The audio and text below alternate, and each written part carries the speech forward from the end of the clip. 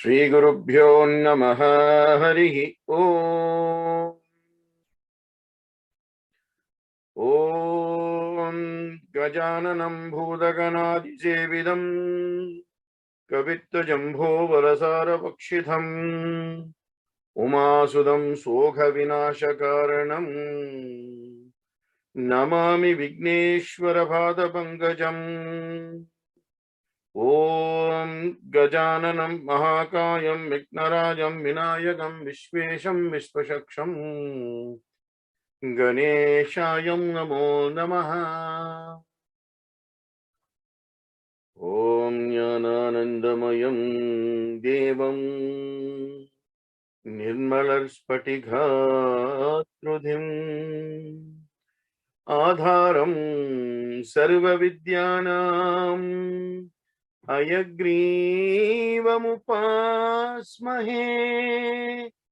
Yasyad Varada Vakradhyaya Parishatya Parashatam Vignam Nignam Tisatatam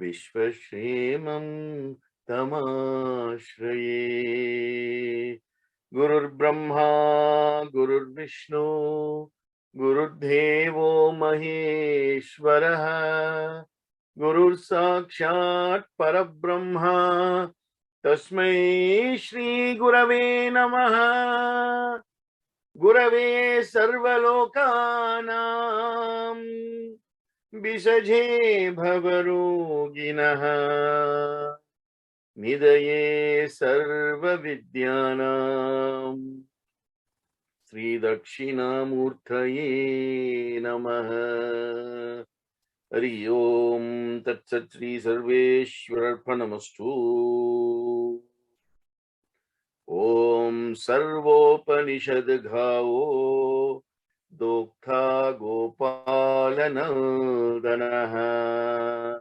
Ithihasas Puranancha Doktha Gita Mridhat Mahat Hari Om Tat Sat Sri Krishnarpanamastu. Anyadasharanam. Om Tat Sat. Welcome to week 4 of our journey into the secrets of the Puranas. Well, we began with an introduction where I spoke to you collectively about the 18 Puranas, giving you a little gist into its window of scope. And then in week 2, I looked at Vishnu Purana and Narada Purana. And last week, I looked at Padma Purana and the wonderful and illustrious Garuda Purana. This week, we are looking at 2 more big Puranas. One is called the Varaha Purana, and the other one is called the Bagavatha Purana, or in other words, it's also known as the Bhagavatam Purana or Srimad Bhagavatam, right? It's a big Purana. Okay, so let's start with Varaha Purana, right? The Varaha Purana is also one of the Mukhya Puranas, right? But over the passing of time, right? I mean, the text does exist in many versions, but major sections or the major significant sections have been lost to history, and more importantly, theft of the manuscripts taken out of India, right? There are so many associations or institutions of Vedic studies across the world, right? In America itself, you have 3 or 4. You have the American Institute of Vedic Studies, you have the American Association of Vedic Studies, you have the American Independent Scholars for Vedic Studies, and you have the German Institute of Vedic Studies, you have the Norwegian Institute of Vedic Studies. Indonesia is littered with, Vedic organizations. So all over the world, they have come and taken stuff. In Germany alone, right? I think I mentioned before, right? The Deutsch language, right? More than 45% of the Deutsch language is based on Sanskrit. So it houses a lot of the manuscripts over there, but there are some, they're scattered all over the world, actually. There are some in America, America alone, more than 100 universities are teaching Vedic Sanskrit courses, Vedic courses in Sanskrit. In Germany alone, right, 18 out of its national universities are offering, Vedic studies in, delivered in Sanskrit. So all over the world, it's being done, right? And where it has come from, its home, its original place of domicile, there it is being ignored, sadly, right? That is why, it is said in the Dharma Sastras that only when you do not have what you are rightfully given, only when you lose it, you will then appreciate its greatness and its value. So hold on to what you have, right? So that's one. But it looks like it was, pre-10th century or between the 10th and the 11th century sort of time when it was written. Obviously, when it was written into a written manuscript, but obviously it existed before then, as I said, through Shruti and Smriti, right? The Varaha Purana is also classified as a Sattva Purana. I told you the Puranas are classified into 3. 18 Puranas, 6 fall into the Rajasic category, 6 fall into the Sattvic category, and 6 fall into the Tamasic category. So the Varaha Purana is also a Sattvic Purana. Basically, it is a conversation between Lord Vishnu in his Dashavatar, in his third avatar as Varaha, right? Varaha avatar, right? With Prithvi or Bhumi Devi, Mother Earth, after he rescues her, in his horn, he carries her, he goes under and he carries her out of Patala Loka. Last week, I think I told you how many lokas there are above and how many lokas there are below. Patala Loka is the very base of the depth of the hell levels. So this is a conversation between him and Lord Vishnu and Prithvi, and then Prithvi says that to a rishi, and then the rishi says it to Narada, and then Narada, spreads it in the forest of Naimisharanya to sage Vaishampanaya, who then records it, and then of course, the rest is what we have today. So basically, the Varaha Purana has 11 major divisions or sections, right? So it talks about Vishnu's journey as Varaha, right? From the time, the story starts until the story ends, and all that happens in between whilst they are conversing. It's a long journey, So, sometimes you go on a car journey for 2 or 3 hours, you talk with your person who's beside you or person whose people who are sitting in the car all the way, right? So can you imagine going through the 7 lokas to the 7 lokas upwards, how much of time you would have had and how much of conversation would have carried on. So the first division of the first section starts with what we call a Pratama Charana, right? That means the first obeisance where, Prithvi Devi or Mata prays to Narayana to be saved.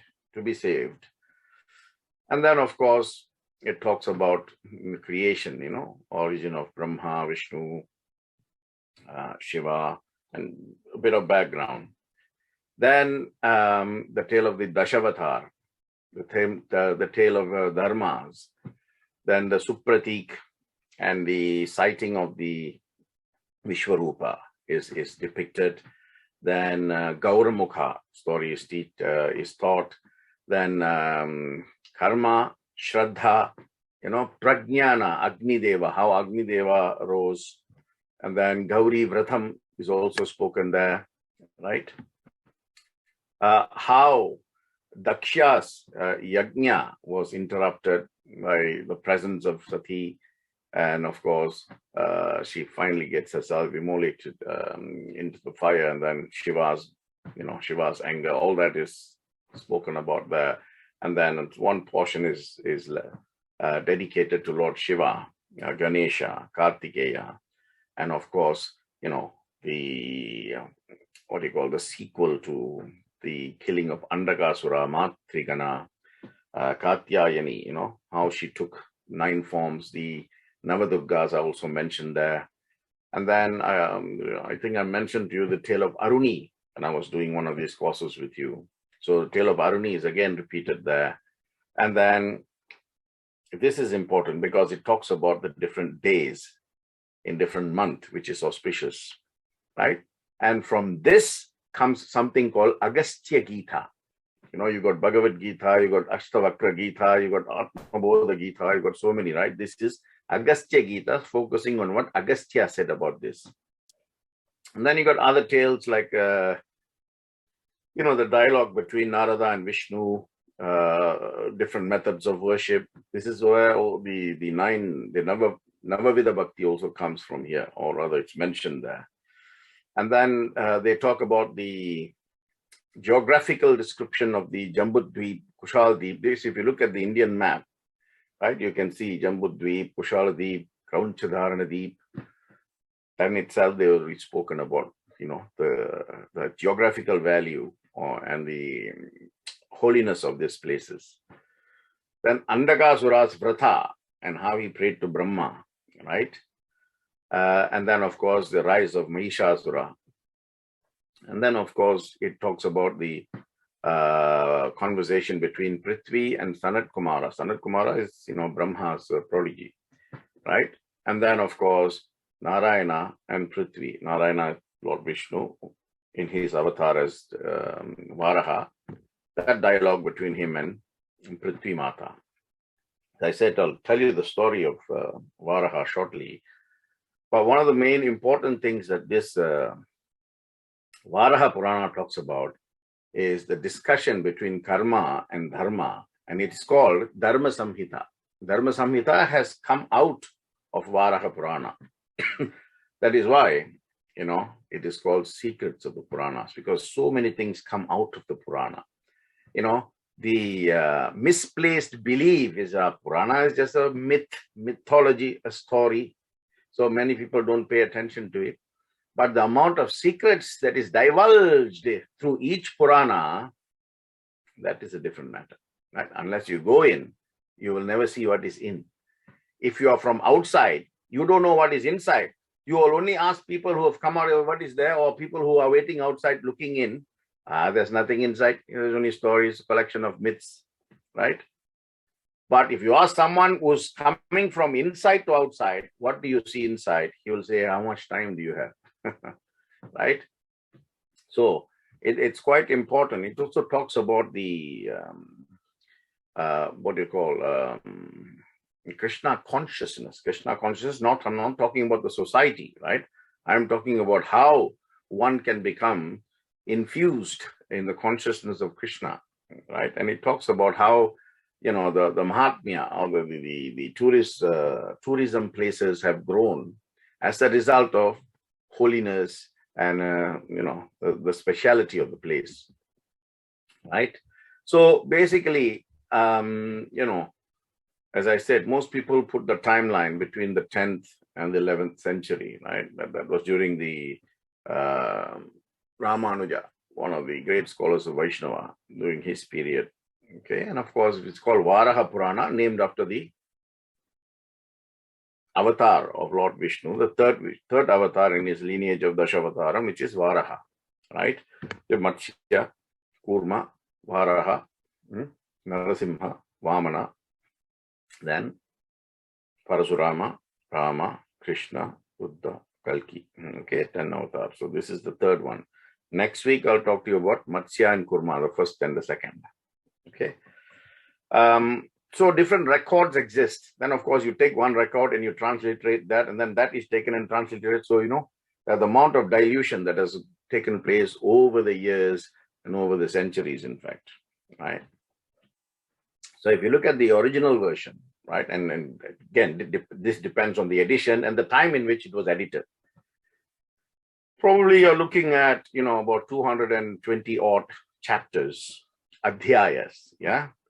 And over 24,000 verses, right? But the surviving manuscripts, which you find in different parts of the world, obviously have a less number than that. And like many Puranas, it has two parts, right? The Purva Bhaga, which is the beginning part, and the Uttara Bhaga, which is the ending part, right? So half of it is Purva, half of it is Uttara, okay? So what does it talk about, right? In the first section, chapters, perhaps 1 to about 100 odd. Maharishi Sutta is the narrator, and Varaha and Prithvi are the main characters there. So he's saying, what he had heard. In the second, same Maharishi Sutta narrates what was told to Prithvi Mata, to Sanat Kumara. That is the dialogue that happened between Varaha Murti and Prithvi Mata is then shared to Sanat Kumara. Sanat Kumara then shares it with the rest.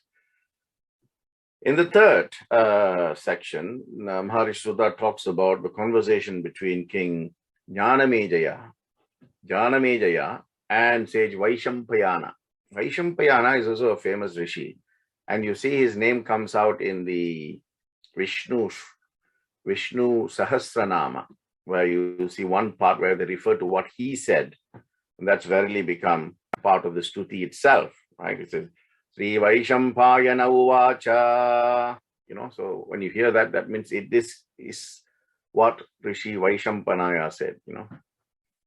This part is also called Dharma Samhita. That's what I referred to earlier, right?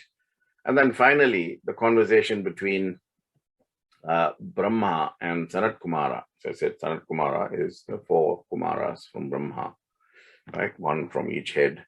So they're known as the sons of Brahma, right? On a Satguna basis. Nidguna, of course, there is no son, daughter, wife, husband, right? It's all energies. But Satguna, right? Because for human beings to understand relations, you must give them a concept in a relationship model. Then they'll understand, oh, husband, oh, wife, okay, oh, son, right? If you say this energy is shining from the northeast, which is equivalent to this, they will not be able to grasp it, right? Because everything is energy around you. So if you talk at energy of physics level, people will think you've gone off the rocks. So you bring it down, you tone it down, you bring it down to the level where they can understand and say, this is like a husband and wife relationship. Then they understand. So Brahma and Sanat Kumara had a conversation about the Varaha Purana, which is then related by Sutta Maharishi to the rest. Now, how did this whole thing come about? Right? If you go to any Vishnu temple, right, especially in Tirupati and places like that, you will find 2 guards at the main sanctum sanctorium, or the Garbhagraha or the Mula Sthanam. Okay, now, these 2 guards are called Jaya and Vijaya, right? Again, when I did Bhagavad Gita with you, I narrated this story, right? But it's akin to what we are doing today. So it talks about the doorkeepers, the 2 guards, Jaya and Vijaya in Vaikunta. That's Vaikunta. They're the 2 gatekeepers, doorkeepers, security guards, bouncers, call it what you want, but you cannot go. It's just like Nandi in Kailasha, right? No one can go and see Shiva without Nandi giving you access, giving you permission, giving you consent. Like that, no one can get through the first door of Vaikunta without Jaya and Vijaya giving you the permission. Many will come. And of course, Jaya and Vijaya know what is going on inside. The Lord is always in a state of Ananta Shayana, right? In a complete bliss. So one day, Brahma's 4 sons, the 4 Sanat Kumaras, came to meet Lord Vishnu in Vaikunta. And of course, at that time, Jaya and Vijaya knew that he was in deep sleep, or rather, seemingly in deep sleep, because he's constantly conscious, isn't it? He is conscious even in a state of unconsciousness. That is Vishnuhu, right? Vishnumaya means what appears to the eye is not what is in reality, like that. So they said, I'm sorry, we cannot give you access at this moment in time because the Lord is indisposed at the moment, right? So hearing this, the 4 Sanat Kumaras got very angry because they said, we are sons of Brahma, and you must let us in. Said, no, we can't let you in because he's not awake. So they stopped the 4 Sanat Kumaras from entering into the gates. And at which point the 4 Sanat Kumaras grew very angry, made a lot of noise, and finally cursed Jaya and Vijaya that they would be born on humans on earth and they will be killed by Vishnu himself, whom they were guarding and protecting, right? The god said, please don't do this to us, this is what we want to do, stay and guard his doorway. But they didn't listen, they said no. And then, of course, all this commotion, Lord Vishnu inside, he was awakened by all this noise. He came out and then he said, I'm very sorry, Sanat Kumaras, but my guards were merely doing their duty. They did what they did because of what I had instructed them, not because this is what they wanted to do. There is a clear difference between this. Then the Sanat Kumara said, a curse once given cannot be taken back. This is very important, right? Do not curse. Because you may think, okay, I forgive you. No, a curse once given must take place because that is the dharma of the curse itself. So you cannot take it back. It has to happen, right? What you can do is, if you got that Rishi Siddhic powers, then the Rishis will reduce, right, the consequences of that curse, but they will not make it disappear, or they will not reverse it or revoke it or retract it or withdraw it. That is impossible. That is not practical. That is not subject to the law of dharma and karma, right? The giver will undergo through karma because he's given a curse. The receiver will undergo through karma because he's received the curse. Both goes through the cycle of cause and effect, right? No one is an exception. I told you this last week. And even in my reflections on Thursday, when I spoke to you about Papa, right? I said to you how Karna was bound, how Krishna was bound, and there are others like Rama, who also bound by law of karma. So they said, I'm sorry, we have cursed, and therefore that curse cannot be reversed. But it has to happen. So Vishnu said, either you can be born immediately as humans and go through the motions. And then, of course, you will not know once you're born as humans, because this is how it's going to happen. And I will come and kill you. You will meet your death in my hands. And when you die, of course, you will merge with me and you will come back as Jaya and Vijaya, right? Jaya means victory, Vijaya means victory again. So continuous victory, right? So what does that mean? Jaya and Vijaya standing in front of Lord Vishnu. Jaya is victory, Vijaya is victory again. So repeated victory, right? Only when you stand at the door of the heart of God and be focused in the worship through divine bhakti, pure bhakti, without any thought of any returns, then victory and continuous victory is what will happen to you. Very simple, but very powerful, very poignant, okay? So the gods had no choice but to say, Bhagavan, let your will prevail, right? So both these gods, they were born as two brothers called Hiranyaksha and Hiranyakashipu. Hiranyaksha and Hiranyakashipu. Hiranyaksha relates to the fourth avatar, which is Varaha. And Hiranyakashipu, of course, relates to the fifth avatar, which is, the fourth avatar, which is Narasimha. And Varaha is the third avatar, right? Narasimha came as a result of Prahlada. Okay, that also I've told you before. So Hiranyaksha was born as, on earth. And he became a great devotee of Lord Brahma, right? Praying to Brahma for years and years and years and years and years. This is called tapasya, right? Indefeasible tapasya, which is not disturbed by anything or anyone. No, he was this person, Hiranyaksha, conscious of time. Complete faith, complete focus, complete attention, complete concentration, right? So when Brahma, being appeased by his extent and depth of tapasya, appeared before him and said, seek the boon that you so desire, right? And then, of course, Hiranyaksha said, look, I cannot be killed by God or human or asura or devata or anything, right? Well, Brahma said, Tathastu. Right? Then, of course, Hiranyaksha started ruling the world, Bhuloka, Bhuvaloka, and Suvaloka on earth, because his immortality was assured by Brahma, isn't it? His powers grew by the day.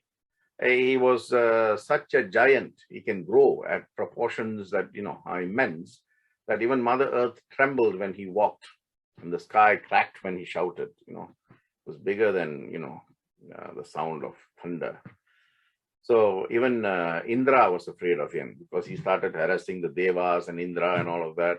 So the fearing for their lives, the Devas left Swargaloka and came down to Bhuloka, were hiding in the mountain ranges and so on and so forth. And of course, Hiranyaksha realized that, and he said, "Oh, I'll get rid of you at once." So he carried the earth and went straight down all the 7 lokas, reaching the Patala Loka, and then left. Mother Earth sank at the bottom of the ocean of the Patala. Right? And then, of course, they all shouted to Lord Vishnu, the sustainer, the preserver. And he heard, because he is Sarvam Vishnumayam, isn't it? Everything in the universe is within his conscious unconsciousness. So he hears everything, right? So he heard the call, and immediately he took the form of Varaha. Why Varaha? Because the Varaha has the capacity to dig. Have you seen a wild boar digging? Right? It's like one of those JCB diggers, They can dig and go very deep. There are 2 stories in the Varaha Purana. One is where he took the shape of Varaha to save Prithvi. So he goes down there, right down to the bottom, and he carries Mother Earth, Prithvi Mata, back to the top. And this is when the conversation happens. And that becomes Varaha Purana. Now, in another story, which obviously the point is that, no one should lie, right? Because it doesn't matter who you are. If you lie, there will be consequences, right? So conversation between Brahma and Lord Shiva, Brahma and Vishnu, as to who is greater between them, right? So Brahma said, if I don't create, you have no job. You can't sustain. And then Vishnu is saying, well, if I don't sustain, what's the point of you creating? There'll be immediate death. So both were arguing, and then they said, okay, let's go to our central arbitrator, Lord Shiva, and ask him, what's the situation here? Who's greater? So Lord Shiva knew that they were coming to see him. When they came, he said, I am going to go as Jyotirlinga, right? The person who touches my head, right? They are the greater between you both. So instantly he became Jyotirlinga, going upwards and going downwards, going all through the 7 lokas up and going all through the 7 lokas down. Brahma automatically, called for his swan, Hamsa Vahini. Yeah, Hamsa Vahana came, Brahma sat, and he was ascending upwards. Vishnu took the form of Varaha. This is the second story. Yeah? Varaha, and he will dig, going down. He was going for the feet. Brahma was going for the head, right? Head and feet. Always go for the feet. That's why we take Ashirvad, we ask for blessings, we always touch the feet, because when you touch the feet, no matter who the person is, how big they are, what their status is in society, they will come down and pick you up, right? So anyway, Brahma was going up, and from Lord Shiva's head, a flower called Thalampu fell, right? Brahma said, hey, flower, where are you coming from? Said, I just fell from Lord Shiva's head. How long ago? 1.2 million years ago, right? Okay, in that case, you know me, I'm Lord Brahma, right? I'm going to take you and say that I took you from Shiva's head. Will you do that? Of course, you're Lord Brahma, I will do as you bid me to. So Brahma was coming down. In the meantime, Varaha was digging until he saw Shiva's feet. And the moment he touched Shiva's feet, Shiva bent down to bless him, and Vishnu touched his head. So these 2 guys then assumed the normal, the normal size, if I can say that. And then they were talking when Brahma came and laughing and said, look, Shiva, what have I got? I've got this Thalampu from your head. And then Shiva asked, it's not that Shiva doesn't know. Shiva asked Thalampu, is it true what Brahma is saying? Did he pick you from my head. And Talampu said, yes, my lord. And then Shiva said, Talampu, because you have lied and you knew that you were lying, you will never be used for worship. And Talampu, if you know about this flower, it is only used in, right, hearses during funerals. It's never used in worship or any pujas or sanskars like that. And Brahma, because you have lied, because your ego was so big, you will never have a temple on Bhuloka where man will worship you. And man must know that even gods cannot lie. So that is the principle. That is the principle that has come out of it. So the Varaha, one, it rescued earth and killed Hiranyaksha, and he became Jaya. Right? So the message there is stoop to conquer. Always bow in humility and stoop to conquer. Of course, the fourth avatar is Narasimha. Of course, he rescued Prahlada and he killed Hiranyakashipu. Right? Now, the message there is be humble and honest in your devotion. Right? So, both are very powerful avatars. Right? Varaha, the stotra I start is called the Hayagriva stotra. Jnananandamayam Devam. This is Hayagriva. Hayagriva is the keeper of the Vedas and keeper of the knowledge. Right? So, he is worshipped as Varahamurti. And of course, there is a female version called Varahi. So many different temples exist in India for Varaha and Varahi. Right? Varahi is one of the forms of Shakti as well. And of course, Narasimha. Right? Very powerful as well. The worship of Narasimha means annihilation of all problems in life. Right? So be humble and honest in your devotion, and God will always come to rescue you. In fact, was this not what Krishna said to Arjuna? Yada yada hi dharmasya lahinit bhavati bharada abhyutthanam adharmasya tathatmanam sajamyaham paritranaya sadhuna vinashaya chatuskritam dharma samsthapanarthaya sambhavami yuge yuge. Dharma samsthapanarthaya sambhavami yuge yuge. Whenever there is a decline of righteousness, you don't worry. I will incarnate. Sambhavami yuge yuge, from yuga to yuga. So why do you worry? And that is Varaha Purana. Now, coming to the huge Bhagavata Purana, right? As I said, it is also known as Srimad Bhagavatam or Srimad Bhagavata Mahapurana or simply Bhagavatha, right? One of the biggest and greatest in the lineage of the Mukhya Puranas, written by the great Vedavyasa. And of course, it talks about Lord Krishna. It talks about, lots of themes from Advaita, right? Which is, of course, the great, Adi Shankara's philosophy, right? Moving from Dvaitam, duality, to Advaitam, monism, right? So it is a Mahapurana, right? It is, as I said, written by Vedavyasa. Right? Vedavyasa's other name is Bhadranarayana.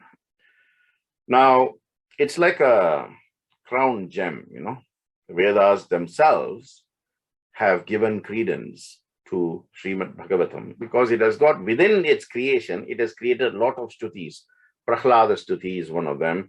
Gajendra stuti is one of them. Dhruva stuti is one of them. Kunti stuti, Bhishma stuti, and of course, the Panchagitams, which is similar to most of you who know the great Sri Tyagaraja Bhagavatar and his Pancharatna Kirtis. This Panchagitam is, its history. Timeline going back to about 6th century, as early as that, right? And of course, manuscripts from the original have been developed in inconsistent accuracies, different versions, right? In different languages. So obviously, there's a certain amount of dilution. More than 332 adhyayas or chapters this Srimad Bhagavatam has, right? And almost about, 18 to about 20,000 verses, depending on its recension, on time of creation, time of writing, language of writing, all of that. The 10th book, right? It consists of 12 books or 12 skandhas. Adhyayas is chapters, and then of course the books, right? 12 chapters, of which, all the 332 chapters are contained. The 10th book out of the 12 books has got more than 4 to 4,500 verses.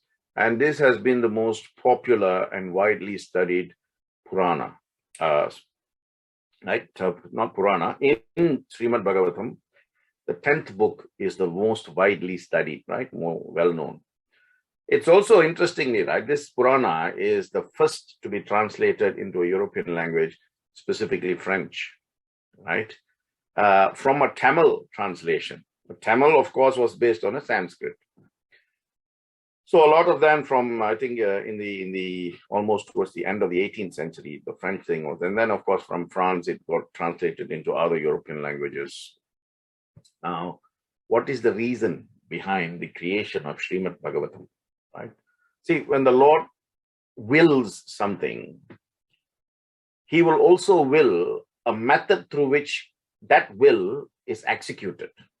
He doesn't will something and do it himself. He doesn't need to do that, right? He, she, it, right? So this is where, when the Lord wills, he will also will for a Purusha to come. This is called Avatara Purusha, right? So the Avatara Purusha, until they come and do what they are supposed to do, they are restless. We get restless, isn't it? When there's something to do, unless we finish it, and until we finish it, we are restless, isn't it? Now, in the same way, the Avatara Purushas are created to complete or to execute the Lord's will, or God's will. Veda Vyasa was one such Avatara Purusha, right? And of course, he had done many things, right? He had given us the Upanishads, the Brahma Sutras, the Bhagavad Gita, all of that. But yet, Veda Vyasa himself experienced no bliss, no peace. Why? Because that was not the real reason for his Avatara Purusha creation, right? Then he asked in conversation, Shruti and Smriti, right? Very powerful. You can communicate with God once you know the inroad, right? Through prayer. So I said through Karma Kanda, ritualistic aspects, you must rise and go into the Jnana Kanda where you can communicate. But if you are stuck at the Karma Kanda for years and years and years and years, for example, bhajans, kirtans, then that level only you will be, right? You don't use that to spring to a next level. Then, it's just, I wouldn't say it's a waste of time or waste of effort, but you're not evolving, right? In order to evolve, you got to devolve. So you devolve from one level so that you can evolve to a next level. It's quite simple, isn't it? So Veda Vyasa was then told, you have to write the Srimad Bhagavatam about the 8th avatar of Lord Vishnu, Krishna, starting from why he was born, all through the child, and then, of course, until his death. And one small part of that is Mahabharata. And out of Mahabharata comes Bhagavad Gita. That I spent more than 11 weeks with you, right? Giving you Bhagavad Gita, 2 chapters a week. 18 chapters, 9 weeks, 1 chapter introduction, 1 chapter conclusion, 11 weeks. It's all there on my YouTube channel. So please, go and revisit. Mahabharata, if you think, wow, it's 11 weeks, that is only a small portion of Srimad Bhagavatam talking about the life of Krishna, right? So he was entrusted with this work. And that is why he came to give this Grantha. Grantha means holy text, Srimad Bhagavata, because if he doesn't give humankind this Grantha, they have no Gati. Gati means no way out. Itihi Gati. This is the end result. Like that. So he has come to give, like Grantha means holy, right? Like you have the Guru Granth. Granth comes from the word Grantha, right? Then you have the Buddhist Granth. Then you have the Jainism Granth. All these are holy books, right? Holy text, if you like. Out of this holy text comes the different ways in which you can achieve God. That means your Gati at the end of the day comes through Sharanagati or complete surrender, right? Sharanagati is surrender. Purna Sharanagati is complete surrender. And there is a difference between Sharanagati and Purna Sharanagati. And I've spoken about this before, right? So And the Srimad Bhagavatam or the Bhagavata Purana is also the one Purana that has all the 10 qualities. I said they have the 10 sargas and upasargas, like that. The Srimad Bhagavatam has got all, most of them have got 5, but Srimad Bhagavatam has got 10 lakshanas found in this Purana, right? The sarga, creation, visarga, again, subsequent creation. Then you have sthanam, then you have poshanam, right? Then you have uthaya, manvantara, ishanu katha, nirodha, mukti, and ashraya, the final. It's all stage by stage, right? Sarga is creation. Visarga is again creation. So is birth and rebirth, if you like, right? You translate it that way. And then sthanam means composure or the position as you grow. Then poshanam means how you get the grace or compassion of the Lord. Then udhaya means, karmic impressions. Manvantara means how the manus have an effect on your life based on your thoughts, words, and actions. Then Ishanukata means incarnations of the Lord where he has come to save dharma or dharmic behavior. Then Nirodha means he returns to Godhead. What happens to you? You have to go for mukti. And then finally reach the Lord himself, which is ashraya. So this formula is very powerful from creation right down to ashraya, right?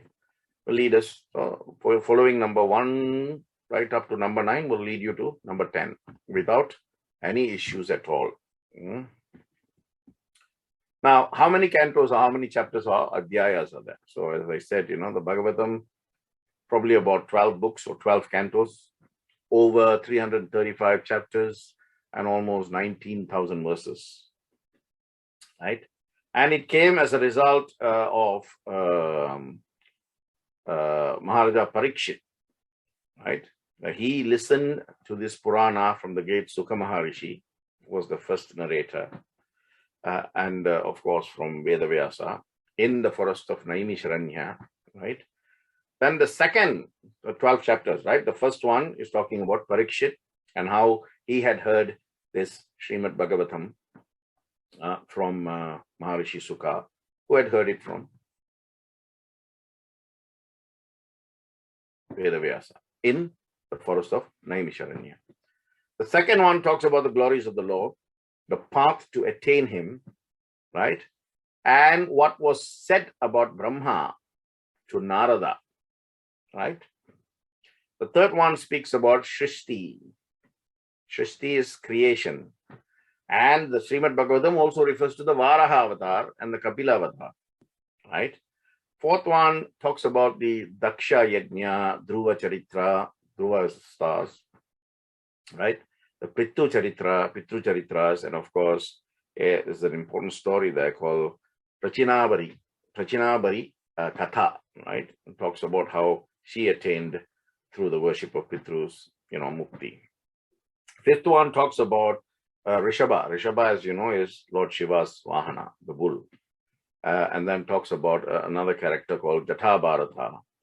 And it speaks about astronomy, right? Astronomy in Srimad Bhagavatam, right? So I'm telling you, the science that you find inside these Puranas is simply unbelievable. And there is mathematic precision, which only now, in the last, 10, 20, 30 years, that NASA's, through research, through, sending, capsules over there and catching pictures, images, and then converting them. And then they can give you these mathematic calculations. And our guys, through Shruti and Smriti, can tell you what is the distance, where is what is the universe, what is the black, what is the galaxy. All of this has been given, right? Chitraketu was the 6th chapters. And the 7th chapter talks about Prahlada. Prahlada. The 8th one talks about Gajendra Moksham. I told you the story about how, Lord Vishnu comes and saves Gajendra, And last week I also told you about the Gajendra Moksha Stuti. 9th one is quite important because it talks about the Surya Vamsam and the Chandra Vamsam. Of course, some of the avatars have come from Surya Vamsam, like Lord Rama. So it's quite important. And the 10th one, the 10th book talks about the birth, the life and the end of Lord Krishna. This is what it refers to as ashrayam, attaining the Lord, achieving the Lord finally, right? And to stress the importance in Padma Purana, right, where the Bhagavata Mahatmyam is mentioned, there's a story of someone called Atmadeva and his son Gokarna. Gokarna, as I've spoken about him as well before, where Gokarna tells his father, if you want to achieve the feet of the Lord, just read the 10th canto or the 10th book of Bhagavatam, Srimad Bhagavatam Purana. Right? This is the biggest book. The 10th book is the biggest book with over 90 chapters. The whole thing is about 300, but this alone has got 1/3 of it. Right? So the 11th chapter talks about Vedantic truths. This is where the Upanishad comes, Bhagavath Upanishad. And 2 Gitas flow from this, right? It's called Avaduta Gita and Uddhava Gita. Avaduta Gita and Uddhava Gita. And of course, the 12th canto, right? I'm talking about a book that was perceived, 6th century BCE, which is already saying the prophecy of Kali Yuga. It's talking about Kali Yuga and what human beings should do during Kali Yuga, which is Nama Sankirtanam, the easiest way to achieve liberation in this Kali Yuga. And again, I spoke about this when I did Bhakti Yoga with you during Bhagavad Gita, right? So there's 18,000 verses of, 18 to 19,000 verses of Srimad Bhagavatam. They all are interconnected, interwoven, basically non-linear dialogues, right? Between different characters and interlocutors. That is a gist. Now I'm going to tell you what each chapter of the 12 books, right? The 12 books rather, not the chapters, 300 over chapters, right? So I'm going to talk about each book and obviously focus on the 10th book, which has got more than, 90 over chapters, and what the focus of each one is. So the first book has got 19 chapters, and it talks about how to invoke Lord Krishna and how to read Srimad Bhagavatam as given by Vyasa Maharishi. Right? There's a conversation between Sukadeva, right? He's a son. Sukadeva is son of Vyasa Maharishi, and a group of sages led by Saunaka Maharishi, and they were performing a sacrifice, a yajna, in the forest of Naimisharanya. So it talks about the birth of Parikshit, the instructions that Narada gives to Vyasa Mahadev, the teaching of the Bhagavatha to Vyasa, how Krishna comes and departs. It talks about the Pandavas and what happened to Yudhishthira and the enthronement of Parikshit, subsequently. And then it talks about Kali Yuga, and it talks about the arrival of sages, rishis through different times. That is the first book, or the first canto, if you like. The second one talks about 10 chapters, right? Again, it talks about the conversation between Sukha Maharishi and Parikshit on the banks of the Ganges River. In fact, right, I've been to the exact spot when I went to Kashi. At one point, there is a place where there is just like a wood, not a wood, but a rock. On that rock, you can see the inscription. This is where Parikshit sat and received teachings from Sukadeva, right? So sometimes people go there and do puja on Guru Purnima. That is in Kashi, right? Varanasi. So this one talks about the transcendental nature of, the existence of the Supreme, the eternal, the pure nature of Krishna outside his figure, outside his form. So we're talking about Nit Guna Brahma, not Sat Guna Brahma. It is basically telling you how to move away from the form to the formless. So you understand, right? Every single, concept we have looked at, right? From Bhajagovindam right up to where we are now, having gone through the 15 Upanishads, the 18 chapters of Bhagavad Gita, the 7 cantos of Ramayana, 3 weeks on, all of this that we've looked at. Every single thing is pointing to one. Move away from the form to the formless.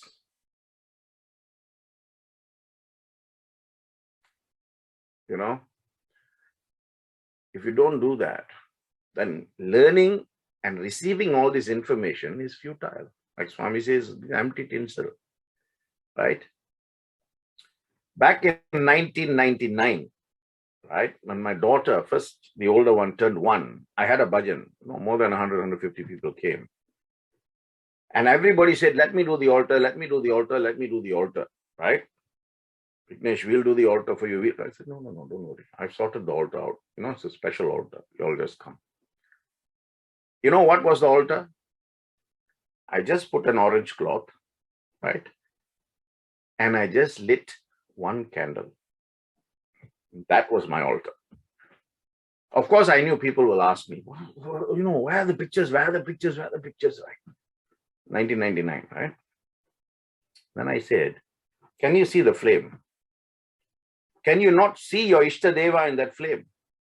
If you cannot see your Ishtadeva in the flame of wisdom, Jnana or Tejas, in the brilliance of the flame, if you cannot see your Ishtadeva, then what's the point of putting a huge picture? Because he's not there in the fire of intelligence in your mind. So move away from the form to the formless. Unless you do this, you're not going to evolve spiritually because you're stuck to the form. And the form has certain limitations. The form will give you some siddhic powers, right? But it's still limited. It is still limited. Yeah, like that. So this particular second book is very important because it talks about this type of energy. It talks about creation, preservation, annihilation, creation, realization of God, Vedic knowledge, the importance of Vedic knowledge. This is where I want to tell you, right? It talks about the importance of Vedic knowledge, and it says, rather than chanting it in a wrongful way, it is more important to understand what it means and live that understanding, right? So I've said this in many places. People want to chant the Vedas, and everywhere you go, every program starts with Vedam chanting, right? It's become such a normal thing, right? Okay, we'll say it, and then after that, we'll say the Shama Prarthana. Remember one thing, right? The Shama Prarthana is recited to ask for forgiveness when you do not realize, and it may have been the case where you may have committed something by thought, by word, or by deed. But when you know you are not, chanting it properly, no point chanting the Shama Prarthana. This is what the second book of Bhagavatam says. Right? You don't like the message? Just too bad. I'm the messenger. Right? So learn. I have always said this, right? Why do you want to learn to chant mantras? Live the meaning of the mantras is more powerful. Because if you chant it wrongly, the karmic consequences are there. Saying Shama Prarthana doesn't do anything. It gives you the peace of mind. I chanted Shama Prarthana, so it's okay. From your limited perspective, from your curtailed understanding, yeah, it's good for you. But the karmic consequences will still flow. So either you learn it from a qualified person and chant it properly. If you don't know, never mind. Just understand what it means and live that. Practicalize the meaning of these Vedas. This is the Vedic knowledge. Right? And from this comes Sattvic, Tamasic, Rajasic. So very powerful second book in Srimad Bhagavatam. The third one is talking about the, again, it's a dialogue between Parikshit and Sukadeva Maharishi, who's the son of Vyasa, right? It talks about a person called Vidura, who's an incarnation of Yama and devotee of Krishna. And of course, Vidura. Vidura was Dhritarashtra's half brother, right? And he was the minister, the advisor. And of course, because of his closeness with the Pandavas, Dhritarashtra admonished him. And of course, there was unpleasantness between these two. So This particular third book talks about this, and it talks about Krishna's pastimes. It talks about Vaikuntha. It talks about the Vishwarupa of Lord Krishna. It talks about Brahma's role. It talks about, it refers to the curse put by the 4 Sanat Kumaras on Jaya and Vijaya. It talks about Bhumi Devi being taken to the depths by Hiranyaksha. So all this comes in the third canto or the third book. And then, of course, the fourth one, it's got about 31 chapters. It talks about a conversation between Narada and Prachinbarishat, another king, right? And then this is narrated by Maitreya to Vidura. And then Vidura talks about, so it talks about one of the Manusmriti, right? And it talks about, the animosity between man, amongst man, right? There's a lot of, allegorical stories, depictions, characterizations, and how the law of birth and rebirth affects people when they are subject to desires, right? So it's very important as well. Then the 5th chapter talks about life and the teachings of life. And it also refers to the first Tirthankara, the spiritual teacher in Jainism. The Srimad Bhagavatam refers directly to the coming of the first Tirthankara. Tirthankara is spiritual teachers, right? In Jainism, and there were several, right? And then here it talks about Hayagriva. Hayagriva is the horse-headed but human body person who retrieved all the Vedic knowledge that was taken from Brahma's hand by Rakshasas because they didn't want the Vedas to be given to the Devas, right? Vedas and Devas, same alphabets are there, just the rearrangement, right? Veda, take the da and put before that, it becomes Deva, right? So through the Vedas, you can become a Deva. Simple, right? Simple connection between the two.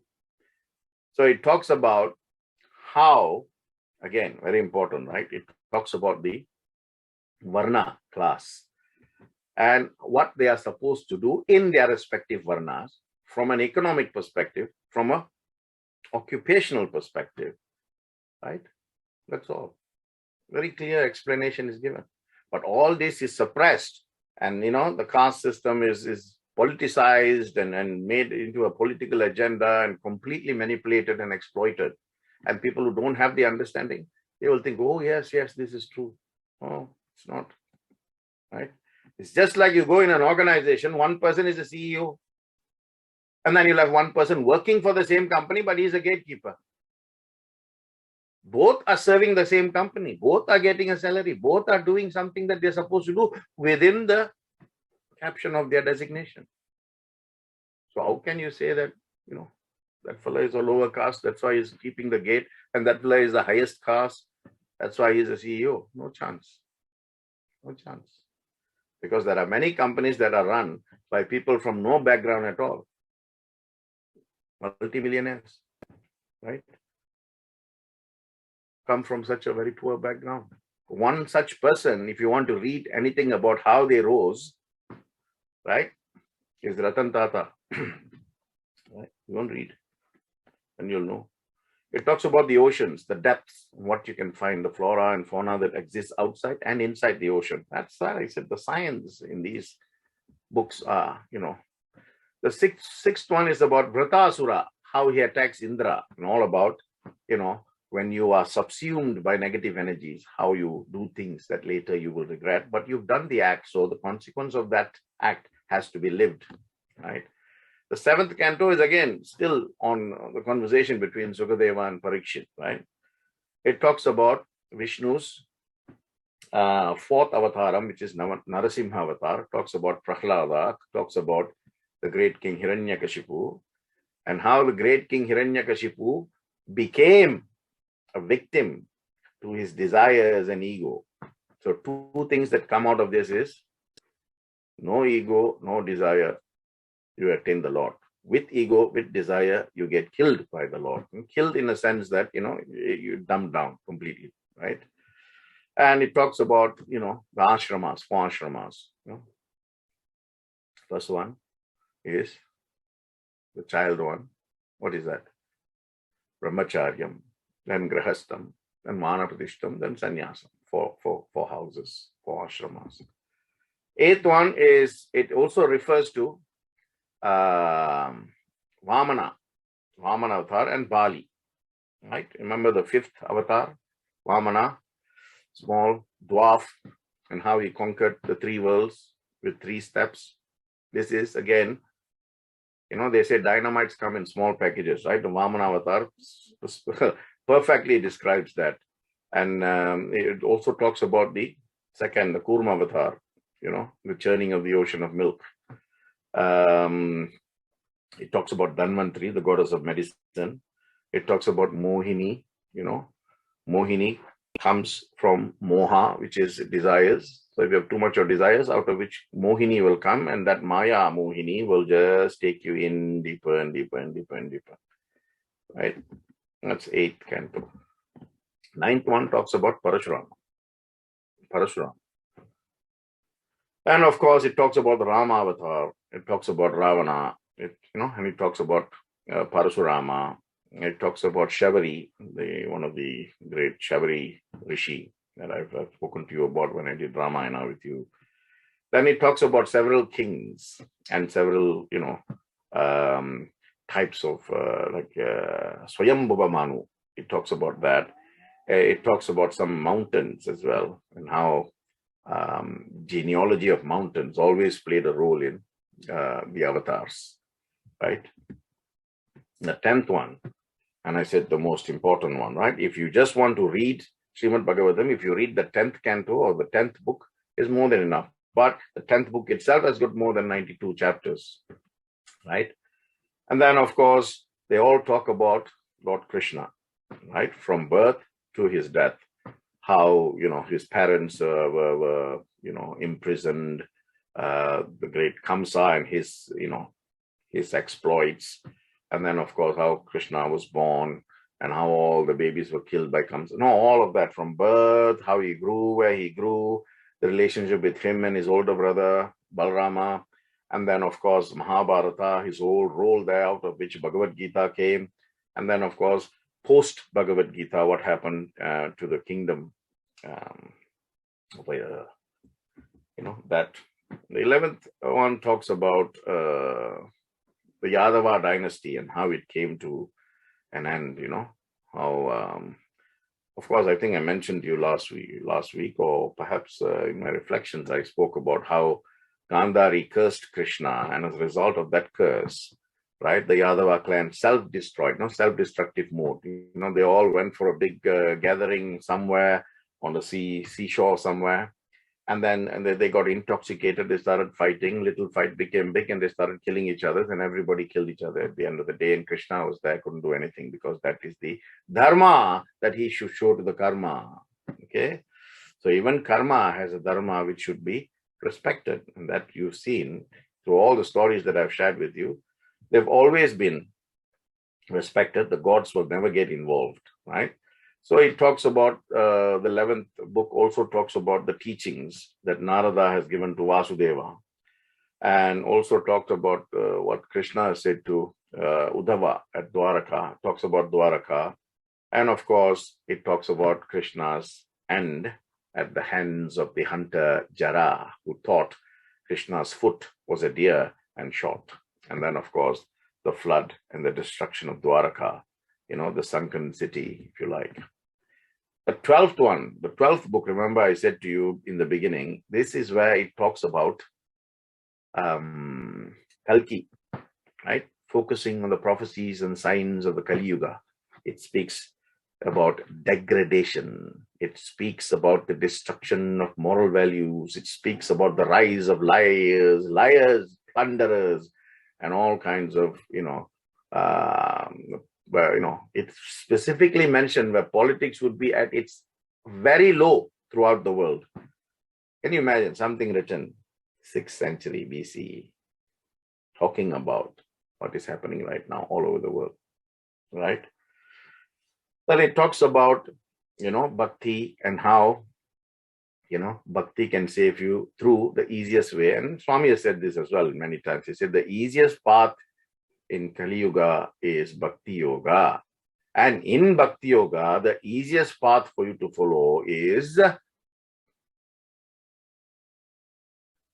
repeating the name of God, right? Nama Sankirtana. So simple. The ways have been given. Why do you want to find difficult, more arduous ways for you to do it? Then it talks about the coming of Kalki. Kalki comes to kill Kali Yuga. Kalki comes to kill Kali Yuga. And then, of course, when that is done, it goes back to the beginning. First Yuga, Satya Yuga. And the whole thing repeats itself. Right? And then, of course, it talks about the whole summary, the 12th book. It brings everything, all the 12 books together and gives you a summary of Bhagavad Gita. Bhagavatam, Srimad Bhagavatam, right? And that is basically the Srimad Bhagavatam or Srimad Bhagavatam Mahapurana or Srimad Bagavatha or Bhagavata Purana. Next week, I will talk to you about two more, Matsya Purana and Varaha Purana. Anyada sharanam nasti tvameva sharanam mama tasmat karunya bhavena raksha raksha maheshwaraha. Hari Om Tat Sat. Sai Ram, brother.